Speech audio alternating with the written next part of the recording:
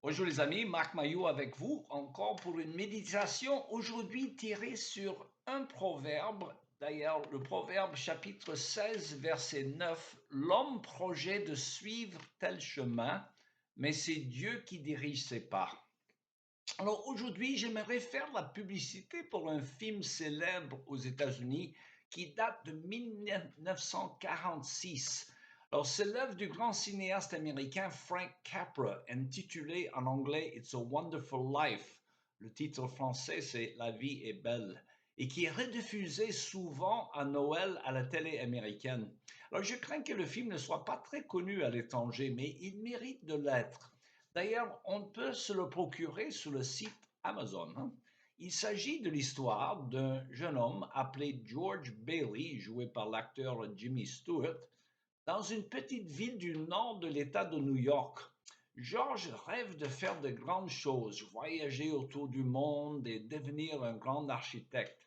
Seulement, des concours de circonstances l'obligent à rester dans sa petite ville de Bedford Falls pour gérer la banque de prêts immobiliers démarrée par son père.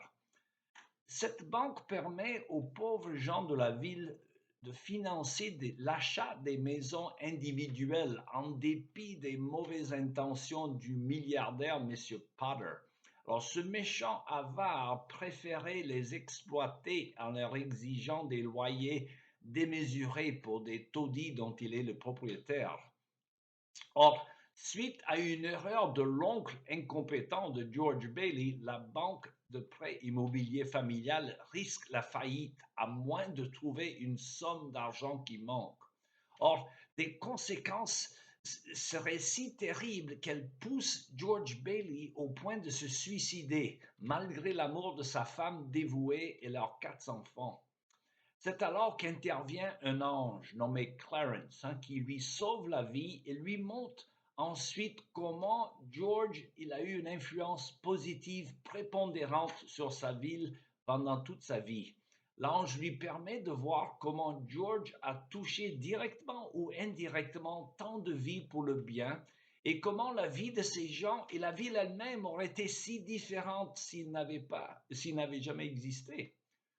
Vous savez que le bouddhisme enseigne plus ou moins que l'homme entre dans l'eau sans faire de vagues.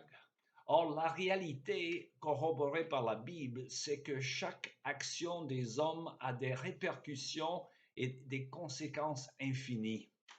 Quand George Bailey finit par comprendre cela, il abandonne son idée de suicide, il rentre à la maison où sa famille l'attend. Et soudainement, tous les gens de la ville, en reconnaissance pour la bonté de George envers eux pendant des années, interviennent et contribuent l'argent qui manque pour combler le déficit de sa boîte et sauver George de la faillite, voire de la prison.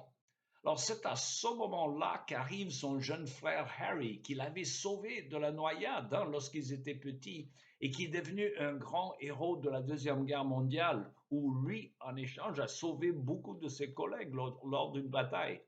Et en voyant la reconnaissance des gens envers son grand frère, Harry propose un toast à son frère George. Il dit l'homme le plus riche de la ville, comme il l'appelait, car George est riche en amis, riche en amour de ses concitoyens.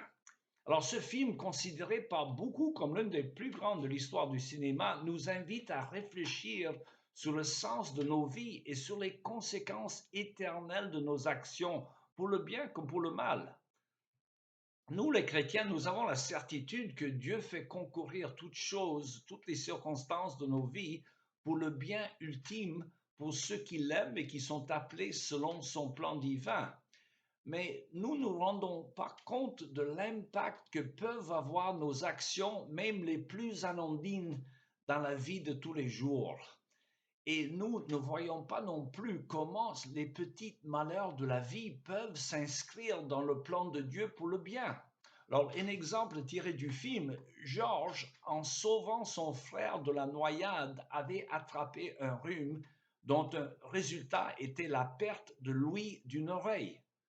Un malheur, n'est-ce pas? Mais cette infirmité l'a dispensé du service militaire. Il a permis qu'il reste dans sa petite ville où il a exercé un grand bien sur son destin. Il en est de même dans la vie de chaque chrétien. Donc le proverbe dit que l'homme fait des projets, mais c'est le dessein de Dieu qui se réalise.